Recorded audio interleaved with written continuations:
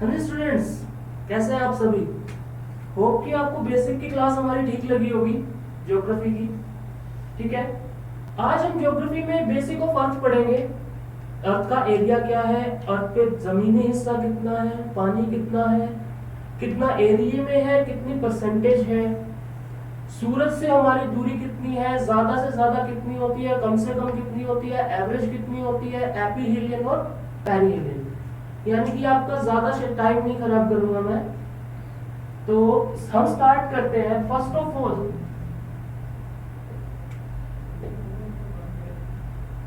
Area of earth. Area of earth है 51 crore kilometre square. ठीक है, अर्थ का जो टोटल एरिया है, यानी कि ये हमारी अर्थ है, जैसे एक पूरा गोला है, जैसे ये हमारी एक अर्थ है, ये पूरी अर्थ है। इसके चारों तरफ एरिया आप समझ ही गए होंगे, हिंदी मीडियम वाले जैसे कहते हैं कि क्षेत्रफल। जो हमारे पृथ्वी का क्षेत्रफल है वो है 51 करोड़ किलोमीटर स्क्वायर। ठीक है, इसके बाद में अर्थ का जो एरिया है वो दो हिस्सों में बटा हुआ है, तो हम लिखेंगे एरिया ऑफ, हिंदी में बताता हूं, पैंजिया।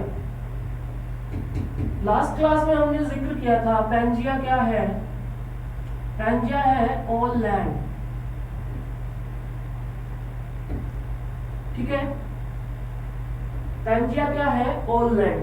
ठीक है, इसके अगर क्वेश्चन में अगर चेंज करके बंदा पूछता है, जो एग्जामिनर है हमारा, कई बार भावुक हो जाता है और पूछ लेता है कि what is the sum of areas of sum of areas of all the continents. सभी कॉन्टिनेंट्स यानी कि जितने भी महाद्वीप है, वही है हमारे पास जमीनी हिस्सा। उन सभी के जो एरिया का सम है वही पैंजिया का सम है। पैंजिया का area is equal to all the area of continents. ठीक है, तो ये जो हमारा है ये है 14.8 करोड़ किलोमीटर स्क्वायर। ठीक है, कितना है, 14.8 crore kilometre,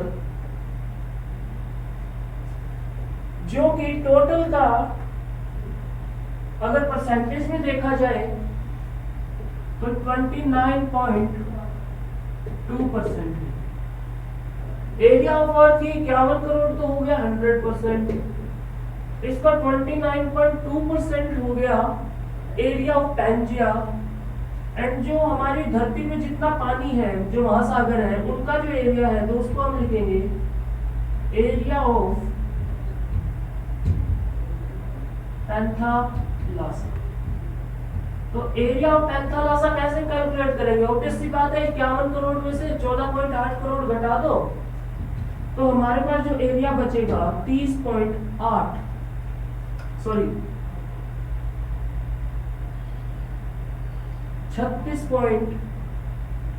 crore kilometre square. तो अगर वो यूं नहीं पूछता कि एरिया ऑफ पैंथालासा बताओ, तो वो क्या पूछेगा, area of all water part. तो उसका भी सेम आंसर हमारे पास क्या है, 36.8 crore kilometre square. According to percentage अगर हम जाएं तो 70.8% ही हमारे पास कितना बचा, यानी कि कहा जाता है कि लगभग 71% हमारे पास धरती पे पानी है। ठीक है, बात करें पीने लायक तो हमारे पास कुछ पॉइंट्स में ही है, लेकिन जो पानी है हमारी धरती पे वो है कुल 70.8%। तो स्टार्टिंग से देखते हैं एरिया ऑफ अर्थ कितना है, 51 करोड़ किलोमीटर स्क्वायर।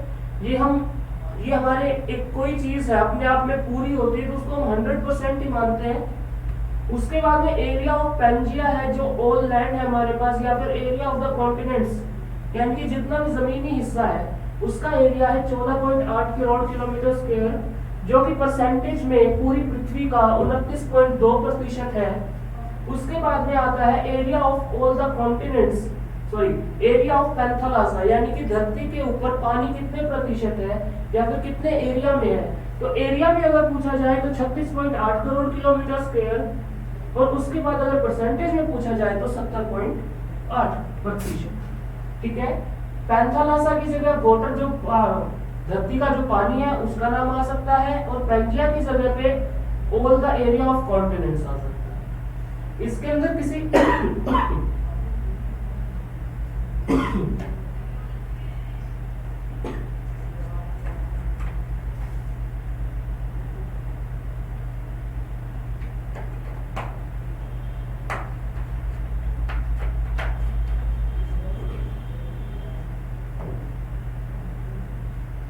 हाँ जी, इसके अंदर किसी बच्चे को अगर कोई डाउट हो तो वो पूछ सकता है।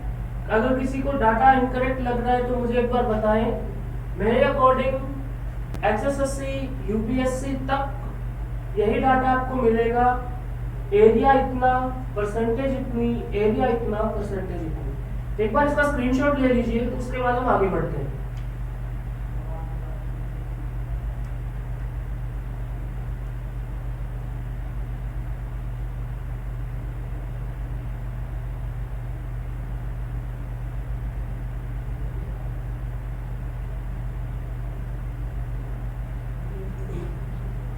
इसके बाद हम आते हैं कि पृथ्वी की जो शेप है यानी कि आकार है जो,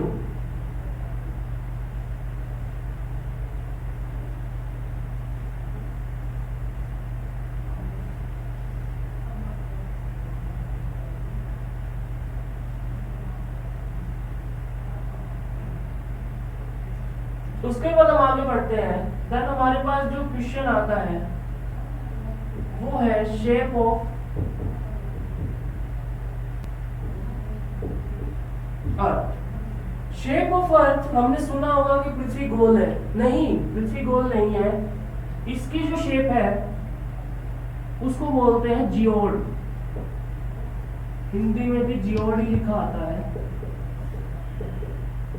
ठीक है, अब ये जियोड शेप कैसी होती है, आपको एक लोकल एग्जाम्पल देता हूं कि आपने कोई क्लासिकल या फिर फोक डांस देखा होगा तो लड़कियां पहनती है स्कर्ट। स्कर्ट को जब हम जैसे घूमती है लड़कियां अपनी जगह पर, जैसे कोई लड़की अपनी जगह पर स्कर्ट पहन के घूम रही है तो स्कर्ट का सर्कमफ्रेंस यानी कि जो परिधि होती है, जो घेराव होता है वो बढ़ जाता है, बाहर की ओर निकल जाता है और उसकी लेंथ कम हो जाती है। यही पृथ्वी के साथ है, ये पॉइंट है, ये हमारी पृथ्वी है। ठीक है, ये अपनी परिधि पर घूम रही है यानी कि अपनी जगह पे ही पृथ्वी घूम रही है। तो इसके कारण ये ऊपर की तरफ से चपटी हो गई है, ठीक है, और साइड में ऐसे बढ़ गई। तो इसी शेप को यानी कि ऊपर से दबी हुई ओवल शेप होती है ना, जैसे अंडे को तिरछा रख देते हैं, ओवल जो शेप होती है उसी को जियोड शेप कहते हैं। ठीक है, एक जगह पे अपनी कोई जैसे कोई किसी भी चीज को जो फैल सकती है उसको हम एक जगह पे अगर घुमा रहे हैं कंटिन्यूअसली तो वो साइड से बढ़ जाएगी और उसकी हाइट कम हो जाती है। वही पृथ्वी के साथ है, तो पृथ्वी की शेप ये ना होकर, बिल्कुल गोल ना होकर जियोड रह गई है। ये किस कारण से हुआ, अपनी ही पृथ्वी पर घूमने के कारण।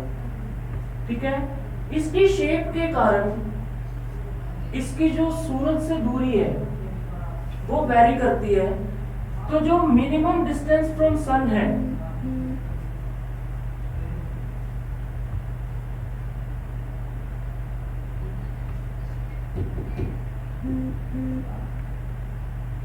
मिनिमम डिस्टेंस फ्रॉम सन, ठीक है। एक होता है मैक्सिमम डिस्टेंस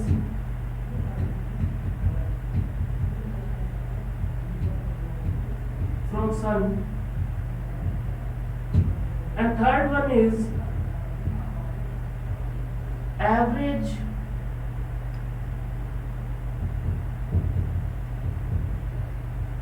डिस्टेंस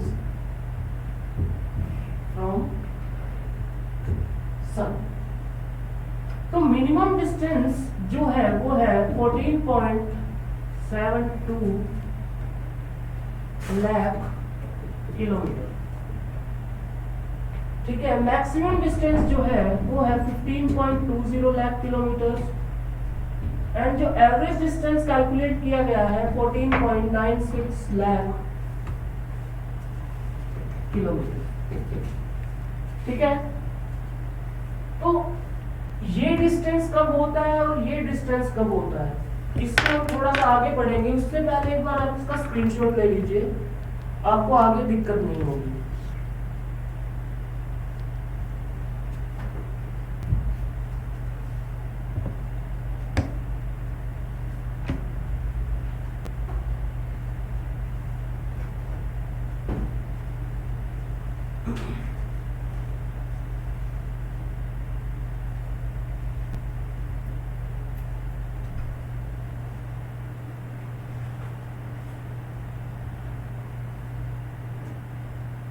हमें इस डिस्टेंस के बारे में क्यों पढ़ना पड़ा, उसके लिए आपको दो चीजें पढ़नी पड़ेंगी। एक चीज है पेरिहिलियन, सेकंड वन इज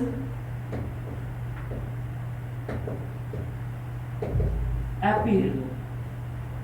अब पेरिहिलियन और एपीहिलियन क्या है, तो इसको हिंदी में बोलते हैं पेरिहिलियन को उपसोर, और एपीहिलियन को बोलते हैं अपसोर। पेरिहिलियन में क्या होता है, मिनिमम डिस्टेंस जब होता है पृथ्वी का सूर्य से, ठीक है, मिनिमम डिस्टेंस जब होता है, ठीक है, उस समय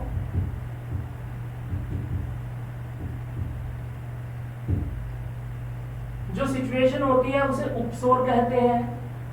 और जब डिस्टेंस ही मैक्सिमम हो जाता है,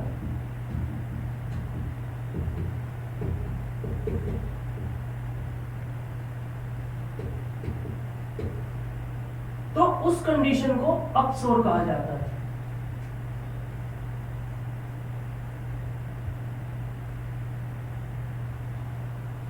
तो मिनिमम डिस्टेंस कब होगा और मैक्सिमम डिस्टेंस कब होगा, तो मिनिमम जो डिस्टेंस होगा वो होगा 3 जनवरी, ठीक है, और जो मैक्सिमम डिस्टेंस होगा वो होगा 4 जुलाई को।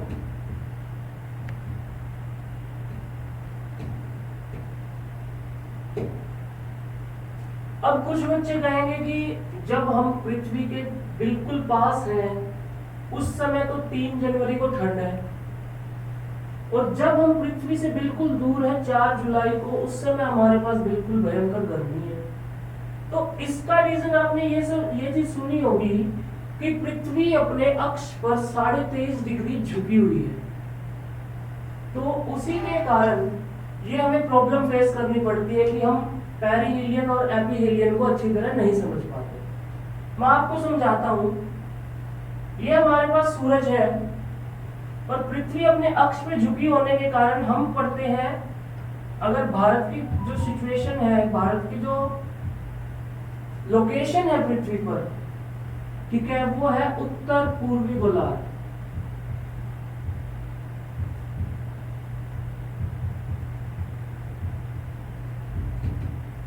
ठीक है, उत्तर पूर्वी गोलार्ध, यानी कि अगर ये हमारी पृथ्वी है, ये 4 भागों में बटी हुई है, तो हम यहां पर हैं। अगर हम यहां पर हैं, ये हमारे पास सूरज है, तो ये जो पृथ्वी है ये कुछ इस तरीके से होगी, ठीक है। ये हिस्सा सूरज की तरफ बिल्कुल पास आ जाएगा,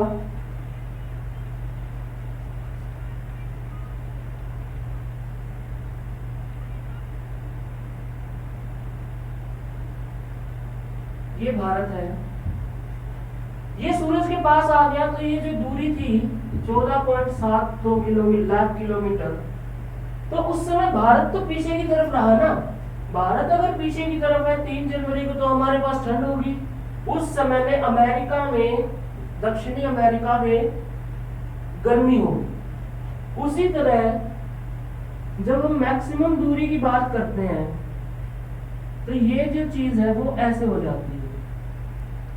तो हम इसके पृथ्वी के उत्तरी पूर्वी गोलार्ध के कारण हम आगे की तरफ आ गए, सूरज के पास हो गए। हमारा जो भारत है वो सूरज के पास आ गया 4 जुलाई को, इसीलिए हमारे पास गर्मी का जो समय है वो चालू रहता है। एपीहीलियन और पेरिहीलियन में इससे ज्यादा कुछ नहीं पूछा जाता। एवरेज जो डिस्टेंस है मैंने आपको बता दिया है 14.96 लाख किलोमीटर, ठीक है। उसके बाद में पेरिहीलियन और एपीहीलियन। एपीहीलियन में मिनिमम डिस्टेंस होता है, पेरिहीलियन में मिनिमम डिस्टेंस होता है, एपीहीलियन में मैक्सिमम डिस्टेंस होता है। पेरिहीलियन होता है 3 जनवरी को, और जो एपीहीलियन है ये होता है 4 जुलाई को। इसमें पृथ्वी के बिल्कुल पास होने के कारण भी हमारे पास गर्मी होती है। इसका रीजन है पृथ्वी का अपने अक्ष पर 23.5 डिग्री का झुकाव। उसके बाद में अगर हम अपसोर यानी कि एपीहीलियन की बात करें तो 23.5 डिग्री के झुकाव के कारण मैक्सिमम दूरी पे होने के बाद भी पृथ्वी अपने सूर्य के पास होती है, तो वहां पे हमारे पास गर्मी होती है। तो 4 जुलाई को गर्मी होती है भारत में, अगर हम भारत के पॉइंट ऑफ व्यू से देखें। लेकिन अकॉर्डिंग टू पृथ्वी की जो शेप है, अर्थ की जो शेप है, उसके अकॉर्डिंग 3 जनवरी को अमेरिका साइड में गर्मी होती है और जुलाई में वहां पे लगभग यूं माने या बर्फ पड़ रही होती है। तो हम इस क्लास को यहीं पे खत्म करते हैं। इनमें अगर आपको कोई डाउट लगता है तो ये हमारा व्हाट्सएप नंबर है, आप कभी भी पर्सनली मैसेज करके मुझसे पूछ सकते हैं।